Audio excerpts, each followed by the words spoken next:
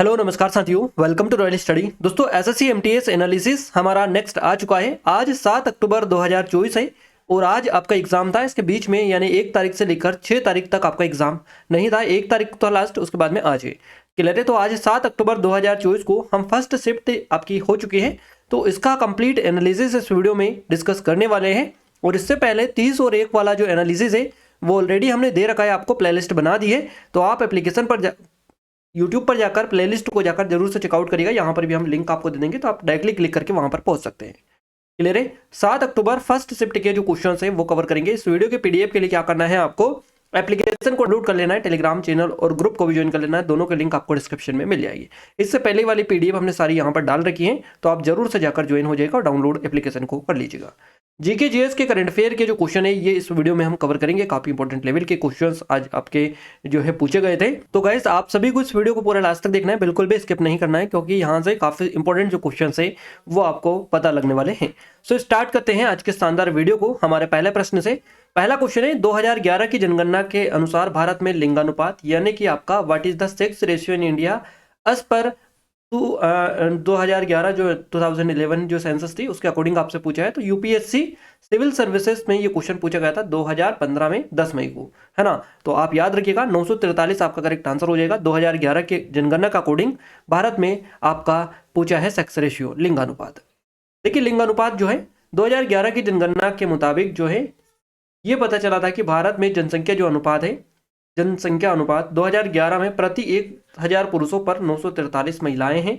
लिंगानुपात का जो उपयोग है ये प्रति 1000 पुरुषों पर महिलाओं की संख्या का वर्णन करने के लिए किया जाता है, यानी कि महिलाओं की संख्या पर ये निकाला जाता है, प्रति 1000 पुरुषों पर महिलाओं की संख्या पर। क्लियर है। भारत में महिलाओं की जो जनसंख्या है ज्ञात करने के लिए लिंग अनुपात एक मूल्यवान स्रोत है। और भारत में महिलाओं का पुरुषों से अनुपात कितना है ये भी यही होता है बेसिकली। और लिंग अनुपात 2011-2001 की जनगणना के आंकड़ों के ऊपर की ओर रुझान को दर्शाता है। देखिए 2001 की जनगणना से पता चला था कि 1000 पुरुषों पर कितनी महिलाएं, 933, और 2011 में ये जो आंकड़ा था 943 था। तो आप देख सकते हैं ये ऊपर की ओर था 2011 में 2001 के मुताबिक। दशकों से भारत में लिंगानुपात 2011 में कमी देखी गई, है ना। और लेकिन पिछले 2 दशकों से लिंगानुपात में मामूली वृद्धि हुई है। याद रखिएगा आप, इस तरह से क्वेश्चन है। पिछले 5 दशकों से लिंग अनुपात लगभग 930 महिलाओं से बढ़कर 1000 पुरुषों तक पहुंच गया। याद रखना है विभिन्न भारतीय राज्य का लिंगानुपात आपको देख लेना है, क्योंकि यहाँ से क्वेश्चन बनता है। सबसे ज्यादा इंपॉर्टेंट है केरल, क्योंकि यहाँ पर सबसे ज्यादा है, तो यही का ज्यादातर पूछा जाता है। केरल 1084 यानी 1000 पुरुषों पर जो लिंगानुपात है महिलाएं हैं 1084 हैं। पुडुचेरी का लिंगानुपात, जो कि केंद्र शासित प्रदेश से रिलेटेड क्वेश्चन पूछा जाता है कि कौन सा केंद्र शासित प्रदेश है जहाँ का लिंगानुपात सबसे अधिक है। पुडुचेरी आपका 1037। तमिलनाडु यहाँ का है 996, आंध्र प्रदेश का 993, छत्तीसगढ़ का 991, अंडमान निकोबार द्वीप समूह यहाँ का है 876, दिल्ली का 868 है, चंडीगढ़ का है 818, दादरा और नगर हवेली 774 है, दमन और दीव का 618 है। तो ये सभी स्टेट का भी और यूनियन टेरिटरीज का भी आपको याद रखना है। अब बात करते हैं हम यहाँ पर। देखिए थोड़ी सी इंपॉर्टेंट डिटेल हम आपको दे दें इस वीडियो को स्टार्ट करें उससे पहले। देखिए ये एसएससी एमटीएस के स्पेशल टेस्ट सीरीज है, सिर्फ और सिर्फ 49 रुपीज़ में आपको मिल रही है। लिमिटेड टाइम है, अगर आपने इनरोल नहीं किया तो कर लीजिएगा। गाइज ये ऐसा पहली बार हुआ है कि कितनी कम प्राइस में आपको दी जा रही है लिमिटेड टाइम के लिए। और इतना कंटेंट है इसमें कि अगर आप 200-300 रुपीज़ भी परचेज इसके लिए पे करेंगे तो भी इतना कंटेंट आपको नहीं मिल पाएगा। तो आप देखिएगा, एक बार डेमो जरूर से चेकआउट करिएगा। डेमो जाकर चेकआउट करिएगा कितने ज़्यादा टेस्ट यहाँ पर डले, पीडीएफ नोट्स वगैरह सारी चीज़ें A to Z चीज़ें डली है। तो एक बार जाकर जरूर से विजिट करिएगा। और लास्ट चांस है, अंतिम तैयारी है आपकी प्रिपरेशन की, तो आप इससे भी अपना जो है तैयारी को एज ए यहाँ से आप जो है काफ़ी अच्छा प्रैक्टिस करके अपना स्कोर इंक्रीज कर सकते हैं। तो आप एक बार जरूर से विजिट करिएगा। कोई डाउट है, कुछ क्वेरीज है तो आप इन नंबर पर भी कॉन्टैक्ट कर सकते हैं। लिंक इसके डिस्क्रिप्शन में, लिमिटेड टाइम के लिए जल्दी कर सकते हैं। अगला क्वेश्चन है, भारत की जनगणना 2011 में के जनगणना आयुक्त और रजिस्ट्रार जनरल कौन है, ये आपसे पूछा था। वो as the census commissioner and registrar general of census 2011 of India. तो आपका करेक्ट आंसर सी चंद्रमौली हो जाएगा, एस चंद्रमौली या सी चंद्रमौली। क्लियर है। महापंजीयक एवं जनगणना आयुक्त सी चंद्रमौली, जिनके अधीन 2011 की जनगणना हुई थी। ये जो जनगणना थी 2 चरणों में आयोजित किया गया था। मकान सूचीकरण और जनसंख्या गणना 2 चरणों में ये हुई थी। सामाजिक आर्थिक और जाति जनगणना SECC 2011 में 1931 के बाद पहली बार आयोजित की गई थी। क्लियर है? जातिगत जनगणना हुई थी, आपको याद रखना है 2011 में जो हुई थी वो, और 1931 में पहली बार हुई थी, उसके बाद में दूसरी बार 2011 में ये हुई थी। साल 2011 की जनगणना भारत की 15वीं राष्ट्रीय जनगणना थी और ये जो जनगणना थी 2 चरणों में आयोजित की गई थी। पहले चरण में घरों की सूचीकरण किया गया था जो 1 अप्रैल 2010 से शुरू हुआ था। दूसरे चरण में जनसंख्या गणना की गई थी जो 9 से 28 फरवरी 2011 के बीच में आयोजित की गई थी और इस जनगणना में भारत और बांग्लादेश ने अपनी सीमा पर क्षेत्रों की पहली संयुक्त जनगणना भी की थी। इस जनगणना के आंकड़े 16 जो भाषाएं हैं इनमें इकट्ठा किए गए थे। जनगणना 2011 का नारा था हमारी जनगणना हमारा भविष्य। ये काफी ज्यादा इंपॉर्टेंट है, क्वेश्चन आपका पूछा जाता है। और इस जनगणना में बायोमेट्रिक जो जानकारी है ये एकत्रित भी की गई थी। तो ये सारी डिटेल जनगणना से रिलेटेड है, आपको याद रखना है। आगे क्वेश्चन यहीं से आपके बनेंगे। अगला क्वेश्चन है भारत में हिमालय की सबसे ऊंची चोटी कौन सी है? ये यूपी टेट का क्वेश्चन है आपका 2013-14 पेपर 1 में क्वेश्चन बना था आपका। भारत में हिमालय की सबसे ऊंची चोटी हो जाएगी कंचनजंगा पर्वत। करेक्ट आंसर आपका हो जाएगा name of the highest peak of the Himalayas in India. तो ये हो जाएगा माउंट कंचनजंगा। अब यहाँ पर इससे ही रिलेटेड एक और क्वेश्चन बनता है कि हिमालय की जो सबसे ऊंची चोटी है ये कौन सी है? अब यहाँ पर भारत जो है ये हटा दिया। क्वेश्चन है हिमालय की सबसे ऊंची चोटी कौन सी है, तो इसका आंसर चेंज हो जाएगा, ये होगी mount Everest. Which is the highest peak in the Himalaya? तो करेक्ट आंसर माउंट एवरेस्ट आपका हो जाएगा। एवरेस्ट पर्वत हिमालय की सबसे ऊंची चोटी हो जाएगी माउंट एवरेस्ट, आपको याद रखना है। और यहाँ पर आपसे पूछा था भारत में, तो भारत में कौन सी? कंचनजंगा, जो कि हिमालय की सबसे ऊंची चोटी है। इस तरह से भी क्वेश्चन का थोड़ा सा बस पैटर्न चेंज किया जाता है तो आपका आंसर भी बदल सकता है। तो आपको याद रखना है दोनों सिचुएशन में जो भी आपसे पूछा जाए, हिमालय की सबसे ऊंची चोटी माउंट एवरेस्ट है और यह दुनिया का सबसे ऊंचा पर्वत है। इसकी जो ऊंचाई है कितनी है? 8,848 मीटर है। नेपाल और तिब्बत की जो चीन है इसकी सीमा पर स्थित है ये। और नेपाल में इसे जो है सागरमाथा, तिब्बत में चोमोलुंगमा, इनके नाम से जाना जाता है माउंट एवरेस्ट को। तो क्वेश्चन यहाँ से बन सकता है क्योंकि यहाँ से आपके नदियों से भी जो आपकी सिंधु नदी है, ब्रह्मपुत्र नदी है, इनके अलग अलग नाम अलग अलग कंट्रीज में है। तो इसी तरह हिमालय से भी या माउंट एवरेस्ट से भी नाम पूछे जा सकते हैं कि किसको कहाँ पर क्या बोला जाता है। हिमालय पर्वत की स्पेसिफिक चीजें बताते हैं आपको। हिमालय पर्वत की उत्पत्ति जो हुई है संस्कृत के 2 शब्द से हुई, हिम और आले, इनसे मिलकर हुई है, जिसका मतलब होता है बर्फ का घर हिमालय। और हिमालय में 100 से ज्यादा पर्वत शिखर है जिनकी जो ऊंचाई है 7,200 मीटर से ज्यादा है। भारतीय टेक्टोनिक प्लेट पर हर साल करीब 1 सेंटीमीटर की रफ्तार से उत्तर दिशा की ओर खिसक रही है, जिसकी वजह से हिमालय की जो ऊंचाई है लगातार बढ़ रही है, आपको याद रखना है। और भारत की सबसे ऊंची चोटी कौन सी है? तो कंचनजंगा, यही क्वेश्चन फर्स्ट था आपका। ये नेपाल और सिक्किम की सीमा पर स्थित है और इसकी ऊंचाई 8,886 मीटर। क्लियर है? ये मध्य हिमालय की सबसे ऊंची चोटी उत्तराखंड के तप्तेश्वर पर्वत पर है, मध्य हिमालय की। और आपसे अगर पूछा जाए कि कंचनजंगा की ऊंचाई कितनी है तो 8,848 तो किसकी है? माउंट एवरेस्ट की। कंचनजंगा की 8,586 मीटर। और ये जो उत्तराखंड के तप्तेश्वर पर्वत है इसकी ऊंचाई है 7,756 मीटर। हिमालय प्रदेश की सबसे ऊंची चोटी सिल्ला है, हिमाचल प्रदेश में, माफ कीजिएगा, इसकी सबसे ऊंची चोटी सिल्ला है और यह किन्नौर जिले में स्थित है। इसकी ऊंचाई है 7,025 मीटर। तो इन सभी को आपको देख लेना है। अगला क्वेश्चन है 2024 में AFC महिला एशियाई कप खिताब किस देश ने जीता? तो 2024 which country won the AFC women's Asia cup title in 2014? तो करेक्ट आंसर आपका हो जाएगा भारत ने। मेजबान श्रीलंकाई महिला जो क्रिकेट टीम है, माफ कीजिएगा, ये जो जीती थी श्रीलंका ने जीती, श्रीलंका ने। क्लियर है? मेजबान श्रीलंकाई महिला क्रिकेट टीम ने खिताब के प्रबल दावेदार और गत विजेता भारतीय महिला टीम को फाइनल में हराकर अपना पहला जो महिला क्रिकेट एशिया कप है ये जीत लिया है। तो क्लियर है? भारतीय महिला टीम को फाइनल में हराकर जो है श्रीलंकाई ने जीता है। तो श्रीलंका आपका यहाँ से करेक्ट आंसर हो जाएगा। श्रीलंका, आप अच्छे से याद इसको रखिएगा, ये थोड़ा सा टाइपिंग में मिस्टेक हो गया। 28 जुलाई 2024 को श्रीलंका के दाम्बुला में रंगगिरी दाम्बुला अंतर्राष्ट्रीय स्टेडियम में खेले गए 9वें महिला क्रिकेट एशिया कप के फाइनल में मेजबान ने भारत को 8 गेंद सहस्त्र रहते हुए 8 विकेट से हराया है। भारत एकमात्र टीम है जिसने सभी एशिया कप के फाइनल खेले हैं और 7 खिताब जीत के साथ सबसे सफल टीम रही है। एशिया कप एक दिवसीय अंतर्राष्ट्रीय ODI और T20 दोनों प्रारूप में खेला गया है। 9वां एशिया कप T20 प्रारूप में खेला गया था। महिला एशियाई कप विजेताओं और मेजबान देशों की जो सूची है ये लिस्ट हमने डाल दी है ताकि आप अच्छे से यहाँ से क्लियर कर पाए।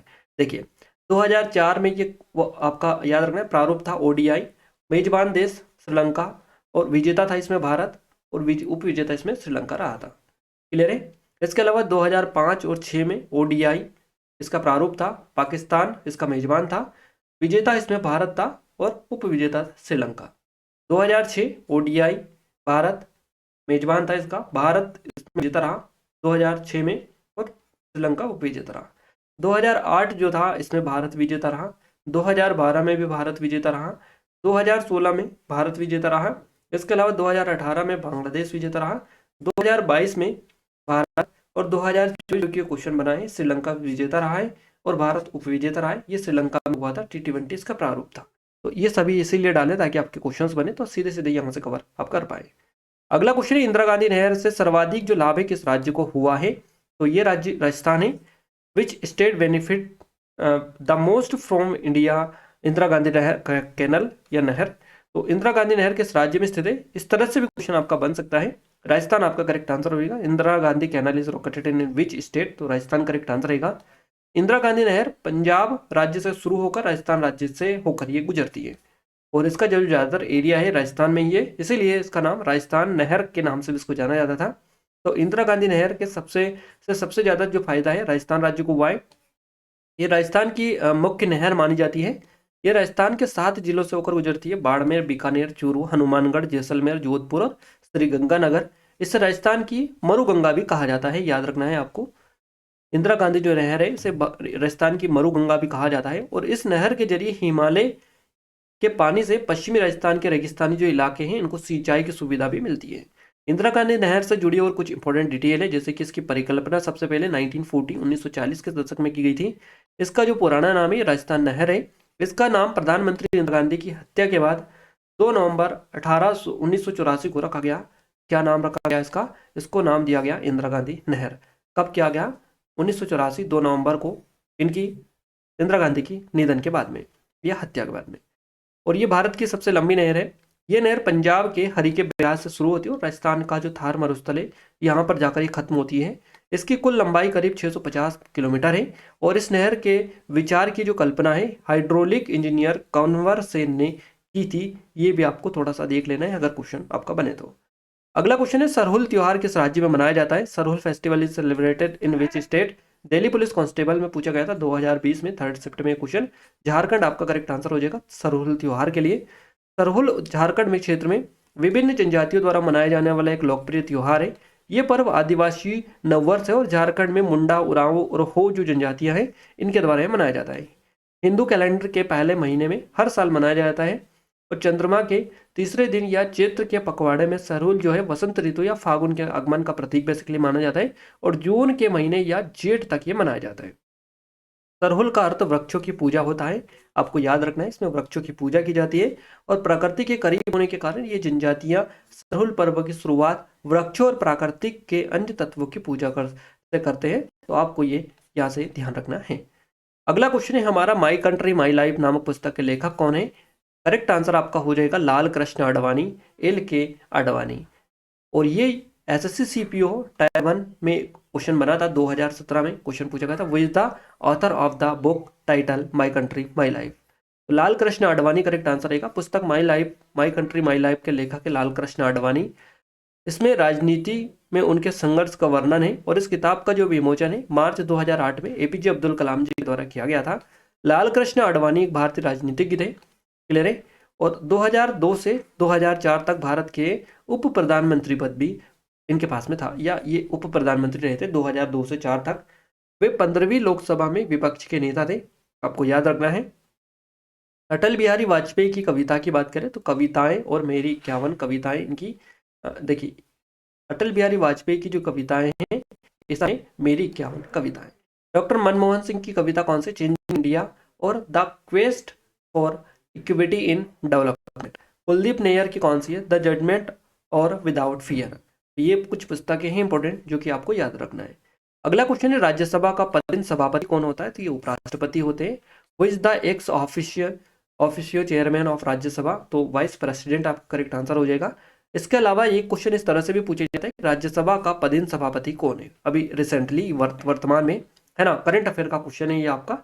तो आप देख सकते हैं कितने करंट अफेयर के 3-4 क्वेश्चंस तो ऑलरेडी हम कवर कर चुके हैं करंट अफेयर के, जो आपके एग्जाम में पूछे गए। वो is the ex officio chairman of Rajya Sabha, तो ये जगदीप धनखड़ हो जाएंगे आपके करेक्ट आंसर। भारत के वर्तमान जो उपराष्ट्रपति हैं जगदीप धनखड़ है, आपको याद रखना है, और ये राज्यसभा के पदेन सभापति है। 11 अगस्त 2022 को राष्ट्रपति भवन में आयोजित शपथ ग्रहण समारोह में राष्ट्रपति द्रौपदी मुर्मू ने उन्हें राष्ट्रपति पद की शपथ दिलाई थी, और उपराष्ट्रपति राज्यसभा का पदेन सभापति होता है। भारत के उपराष्ट्रपति का जो कार्यकाल है 5 वर्ष का होता है। उपराष्ट्रपति को पद की शपथ राष्ट्रपति द्वारा दिलाई जाती है। भारत का उपराष्ट्रपति अपना त्याग पत्र भी राष्ट्रपति को ही देता है। उपराष्ट्रपति का जो चुनाव है निर्वाचिका के सदस्य करते हैं। उपराष्ट्रपति बनने के लिए व्यक्ति को भारत का नागरिक होना चाहिए, और उसकी उम्र यानी 35 साल से ज़्यादा होनी चाहिए, कम से कम 35 साल तो होनी चाहिए। उपराष्ट्रपति संसद के किसी भी सदन या राज्य के विधानमंडल के किसी भी सदन का सदस्य नहीं होता है, आपको ये अच्छे से याद रखना है। अगला क्वेश्चन है, अरविंद ठट्टे का संबंध किस घराने से है? Arvind Thatte belong to which family? Mewati घराना। मेवाती घराना जो है ये बिल्कुल आपका करेक्ट आंसर हो जाएगा, यहाँ से क्लियर है। अरविंद ठट्टे पंडित जसराज के शिष्य, हारमोनियम में निपुण थे ये। अरविंद ठट्टे पंडित जसराज मेवाती घराने से संबंधित थे और भारत के शास्त्रीय कलाकार थे। जसराज एक जबरदस्त कलाकार थे जिन्हें समतावादी दृष्टिकोण ने उन्हें जो है प्रसिद्ध बना दिया। लोगों ने उनके भक्ति संगीत को सराहा और उन्होंने लोकप्रिय अपील को इस तरह बनाए रखा जहां भाव यानी जुनून और भक्ति प्रमुख थे। तो उन्होंने भारतीय भक्ति संगीत जैसे हवेली संगीत और भजन, भक्ति गीत, भजन, इनको शास्त्रीय वातावरण में मिश्रित किया, जिससे उन्हें गंभीर रचनाएं मिली।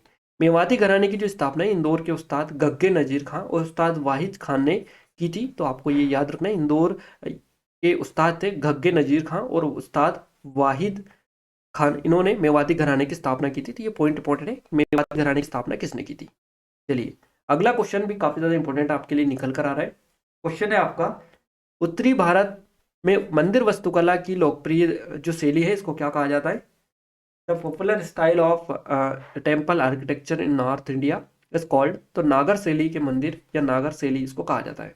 एसएससी एमटीएस का क्वेश्चन है, 2022 में क्वेश्चन पूछा गया था।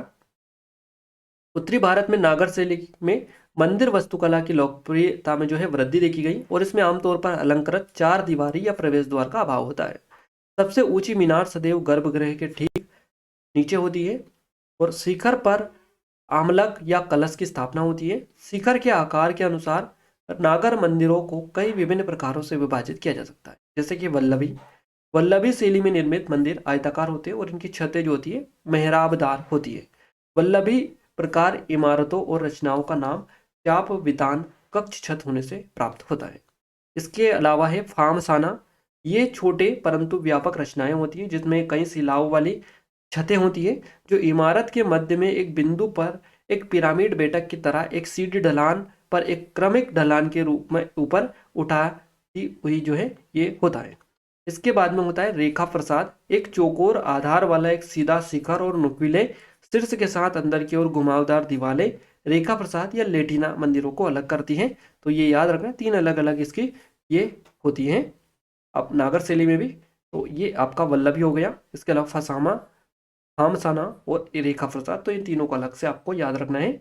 ये कई प्रकार के होते हैं नागर शैली के भी मंदिर। अगला क्वेश्चन है, निम्नलिखित में से किस राजा ने हर्षवर्धन की बहन राजश्री से विवाह किया था? तो ये किया था ग्रहवर्मन ने। ग्रहवर्मन करेक्ट आंसर हो जाएगा। हर्षवर्धन की बहन राजश्री ने जो विवाह किया था या राज्यश्री से जो विवाह किया था ग्रहवर्मन ने किया था, तो आपको अच्छे से याद रखना है, क्लियर है। अब यहाँ पर थोड़ी सी डिटेल भी कवर कर ले। ग्रहवर्मन जिन्होंने 600 ईस्वी के आसपास मौखरियों पर शासन किया, वे अवंती वर्मन के पुत्र थे और उन्होंने हर्षवर्धन की बहन राज्यश्री से विवाह किया। बंगाल यानी गोड़ा के शासक शशंक और मालवा के शासक देवगुप्त ने संयुक्त रूप से ग्रहवर्मन पर हमला किया और उसे मार डाला था, आपको याद रखना है। हर्षवर्धन के बारे में डिटेल कवर करें क्योंकि इनसे क्वेश्चन बनता है। उन्होंने 606 ईस्वी से 647 ईस्वी तक शासन किया था। उनका साम्राज्य पंजाब के से उत्तरी उड़ीसा तक और हिमालय से नर्मदा नदी के किनारे तक फैला हुआ था। उन्होंने महाराजा धीराज की उपाधि धारण की थी, याद रखना है। और उसने 16 वर्ष की आयु में 606 ईस्वी में सिंहासन अपने बड़े भाई राज्यवर्धन सिंह शशांका द्वारा मारने के बाद किया था। अगले क्वेश्चन की बात करते हैं। अगला क्वेश्चन है, न्यायमूर्ति एस अब्दुल नजीर को 23 फरवरी 2023 को किस राज्य के 24वें राज्यपाल के रूप में जो है नियुक्त किया गया है, ये इन्होंने शपथ ली है। तो आंध्र प्रदेश आपका करेक्ट आंसर हो जाएगा। और ये एसएससी जी सिविल का क्वेश्चन है आपका 10 अक्टूबर 2023, फर्स्ट शिफ्ट में क्वेश्चन बना था आपका। तो 23 फरवरी 2023 को किस राज्य के 24वें राज्यपाल के रूप में न्यायमूर्ति एस अब्दुल नजीर ने शपथ ली है?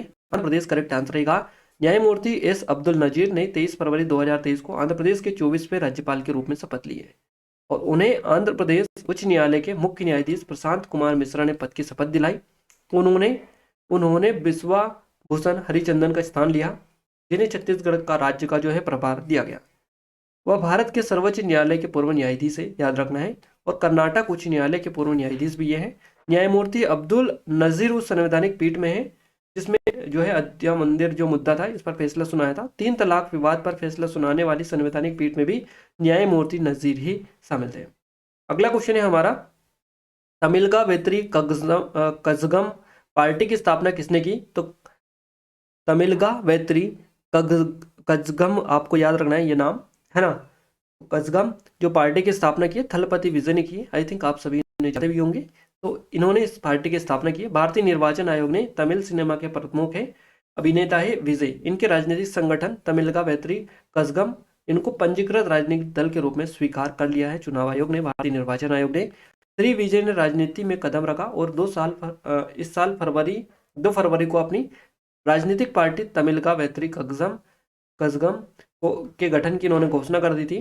भ्रष्टाचार और विभाजन की राजनीति के खिलाफ खुद को खड़ा करते हुए श्री विजय ने घोषणा की कि उनकी पार्टी 2026 के तमिलनाडु विधानसभा चुनावों में चुनावी मैदान में उतरेगी, ये इन्होंने कहा है। अगला क्वेश्चन है, एंजाइम होते हैं तो ये प्रोटीन्स वगैरह आपको याद रखना है। एंजाइम, देखिए एंजाइम जो है एमिनो अम्लों से बने प्रोटीन होते हैं और ये एक बहुत ही विशिष्ट और अनूठे क्रम में एक साथ सैकड़ों और हजारों अमीनो अम्ल से बना होता है। कोशिका के अंदर कोई भी रासायनिक अभिक्रिया या कोशिका के अंदर जाने वाले किसी भी कार्य को कोशिका के अंदर एंजाइम का कार्य होता है या कार्य। एंजाइम जो शब्द है 1878 में जर्मन वैज्ञानिक थे विल्हेम कोहने, इनके द्वारा गढ़ा गया था। एंजाइम जैविक उत्प्रेरक के रूप में कार्य करते हैं और उत्प्रेरक रासायनिक अभिक्रियाओं को तेज करते हैं। अगला क्वेश्चन है, निम्नलिखित में से कौन मौलिक कर्तव्य नहीं है? ये क्वेश्चन इससे पहले भी पूछा जा चुका है, अभी स्टार्ट हुई थी एग्जाम उस दिन और आज वापस से क्वेश्चन रिपीट हुआ है। क्वेश्चन है आपका CHSL में पूछा गया था 2021 में, जो कि 2022 30 मई को होल्ड आपके जो है कंडक्ट करवाई गई थी ये एग्जाम। इसमें क्वेश्चन बना था चुनाव के दौरान वोट डालना, ये करेक्ट आंसर हो जाएगा। मौलिक कर्तव्य नहीं है। मौलिक कर्तव्य कौन कौन से, आइए हम कवर करवा दें आपको। मौलिक कर्तव्य 42वें संविधान संशोधन अधिनियम वर्ष 1976 के तहत नागरिकों के मौलिक कर्तव्यों को शामिल करने के लिए संविधान में संशोधन किया गया। 42वें संविधान संशोधन अधिनियम के तहत 10 मौलिक कर्तव्य स्थापित किए गए और इस संशोधन के परिणाम स्वरूप भाग 4 एक नया खंड संविधान में जोड़ा गया था। इस नए खंड में केवल एक अनुच्छेद है जिसमें अनुच्छेद 51A जो पहली बार नागरिकों के 10 आवश्यक कर्तव्यों की एक सूची की रूप रेखा जो है तैयार करता है। 86वें संविधान संशोधन अधिनियम के बाद में एक अतिरिक्त मौलिक कर्तव्य जोड़ा जिसे वर्ष 2002 में जोड़ा गया था।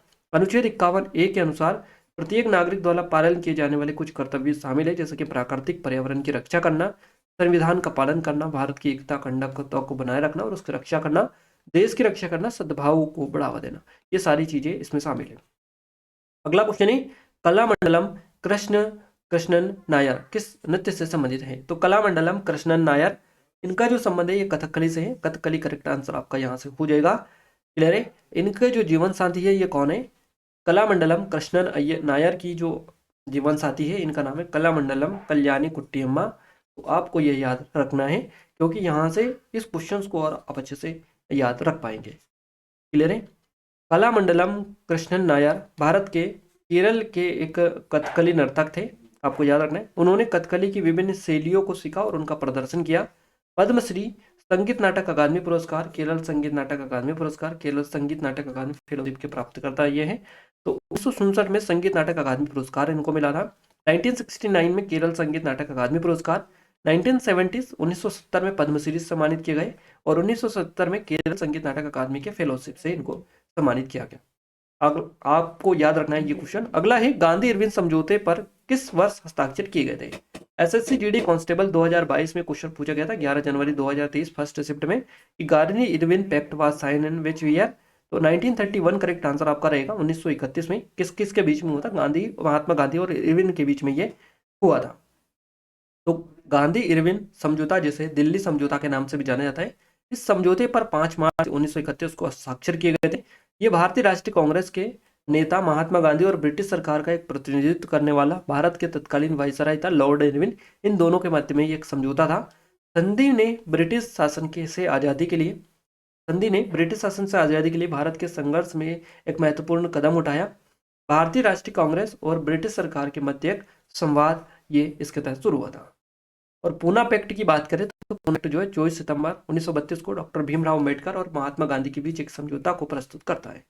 अगला क्वेश्चन है 1984 का डूरंड कप किसे था? इस तरह से when one the 1984 Durand cup, तो मोहन बागान आपका करेक्ट आंसर रहेगा। क्वेश्चन इस तरह से भी आपका एक और पूछा जाता है 1982 का नेहरू कप किसने जीता? तो 1982 का नेहरू कप जो है उरुग्वे ने जीता था। डूरंड कप की बात करें तो फुटबॉल से संबंधित है, ये क्वेश्चन ऑलरेडी पूछा जा चुका है आपका।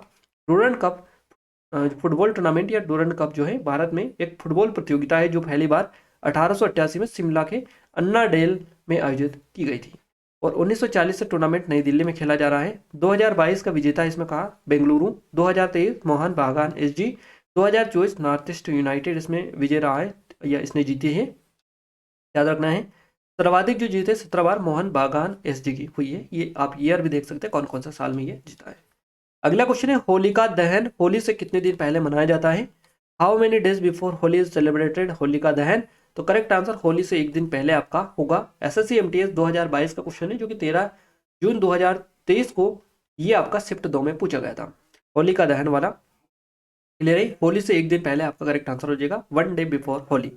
होली का दहन एक हिंदू त्योहार है जो हिंदू कैलेंडर के अनुसार फागुन माह में पूर्णिमा के दिन मनाया जाता है।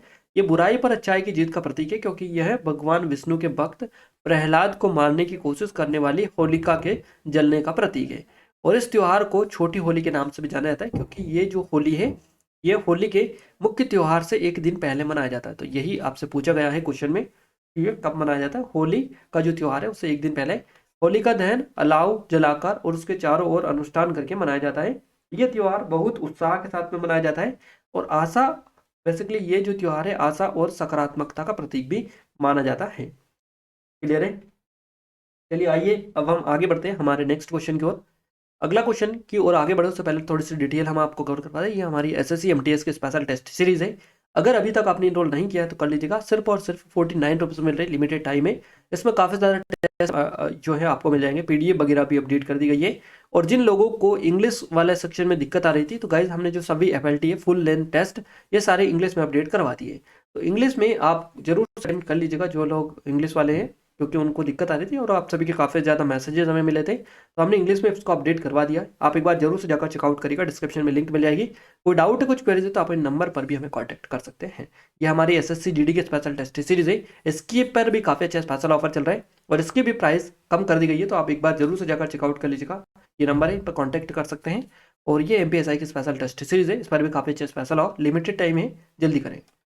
चलिए अगला क्वेश्चन है निम्न में से वेनिस के प्रसिद्ध यात्री कौन थे? तो ये मार्को पोलो आपका करेक्ट आंसर हो जाएगा। आरपीएफ एसआई में पूछा गया था 2019 में ये क्वेश्चन। मार्को पोलो एक इतालवी व्यापारी, खोजकर्ता और लेखक थे। मार्को पोलो वेनिस के एक प्रसिद्ध यात्री थे। उन्होंने 1271 से 1212 ईस्वी के बीच सिल्क रोड से एशिया की यात्रा की थी। फ्रांसुआ बर्नियर एक फ्रांसीसी चिकित्सक और यात्री थे। मुगल राजकुमार द्वारा दारा सिको के निजी चिकित्सक भी ये थे। दुआर्ते बारबोसा पुर्तगाली के लेखक थे और पुर्तगाली भारत के अधिकारी थे। तो बारबोसा ने 1516 के दुआर्ते बारबोसा सरकार नामक पुस्तक लिखी थी। ये पुस्तक जो है पुर्तगाली यात्रा साहित्य से शुरुआती उदाहरणों में से एक थी। अफान अब यहाँ से देखिए ये इतना तो आपको ठीक है। अफानासी निकितन है ना, निकितिन त्वेर के एक रूसी व्यापारी थे और अपनी यात्रा जो थी भारत यात्रा की और ने इनका दस्तावेजीकरण करने वाले पहले यूरोपीय थे। तो इस तरह से थोड़ी सी डिटेल है जो कि आपको याद रखनी है। अगला क्वेश्चन है निम्नलिखित में से कौन जो है वर्ष 1919 की एक प्रमुख घटना घटी थी, यानी कौन सी जो घटना है वर्ष 1919 में घटी थी? तो ये रोलेट एक्ट आपका करेक्ट आंसर रहेगा। दिल्ली पुलिस कांस्टेबल में 2020 में क्वेश्चन पूछा गया था, रोलेट एक्ट करेक्ट आंसर हो जाएगा। रोलेट एक्ट पारित होना ये एक प्रमुख घटना थी 1919 की। रोलेट एक्ट की बात करें तो इसे लॉर्ड चेम्सफोर्ड के समय में पारित किया गया था। 1919 में जस्टिस रोलेट की अध्यक्षता में एक सेडिशन कमेटी ने रोलेट एक्ट जो है इसका नेतृत्व किया। रोलेट एक्ट ने सरकार को 2 साल के लिए किसी भी व्यक्ति को बिना किसी मुकदमे और दोषसिद्धि के कारावास के लिए अधिकृत किया। कानून ने सरकार को ब्रिटेन में नागरिक स्वतंत्रता की नींव रखने वाले हैबिशन कॉर्पस के अधिकार को निलंबित करने में सक्षम बनाया। और डॉक्टर सैफुद्दीन किचलू और डॉक्टर सत्यपाल की गिरफ्तारी के विरोध में कई लोग जो है जलियांवाला बाग में एकत्रित हुए और जनरल रेजिनाल्ड डायर ने उन पर अंधाधुंध गोलियां और भारी गोलीमारी करने का आदेश दिया, जिसके कारण जलियांवाला बाग हत्याकांड 13 अप्रैल 1919 की घटना घटित हुई थी। महात्मा गांधी ने जलियांवाला बाग हत्याकांड के विरोध के रूप में केसर हिंद का जो खिताब है उसे त्याग दिया था। और रविंद्रनाथ टैगोर ने भी अपनी नाइटहुड की जो उपाधि थी ये लौटा दी थी। तो ये क्वेश्चन जो बनते हैं ये यहीं से आपके डिटेल में से बनते हैं, इसीलिए हम आपको बताते हैं जो भी पढ़े पूरी डिटेल में पढ़े, ताकि आपका एक क्वेश्चन आप कवर कर रहे हैं तो उससे 5 क्वेश्चन या 10 क्वेश्चन आपके कवर होने चाहिए। तो इससे सीधा सीधा आपको बेनिफिट होता है एग्जाम में। तो ये था आज का एनालिसिस, जितने भी क्वेश्चन हमें मिले सारे के सारे हमने आपको कवर करवा दिए हैं। आई थिंक आपको यहाँ से काफ़ी ज़्यादा हेल्प मिली होगी। और इस वीडियो की पीडीएफ कहाँ पर मिलेगी? एप्लीकेशन पर डिस्क्रिप्शन में लिंक है, टेलीग्राम चैनल ग्रुप को भी ज्वाइन कर लीजिएगा, इसके लिंक भी आपको डिस्क्रिप्शन में मिल जाएगी। वीडियो अच्छा लगा है तो वीडियो को लाइक शेयर जरूर करिएगा अपने दोस्तों के साथ में। और जिन लोगों ने चैनल को सब्सक्राइब नहीं किया, सब्सक्राइब करके बेल आइकन को ऑल पर सेलेक्ट कर दीजिएगा, ताकि जो भी नया वीडियो है सबसे पहले आप सभी के पास में पहुंच पाए। तो मिलते हैं हमारे नेक्स्ट स्टडी वीडियो में, तब तक के लिए जय हिंद, वंदे मातरम।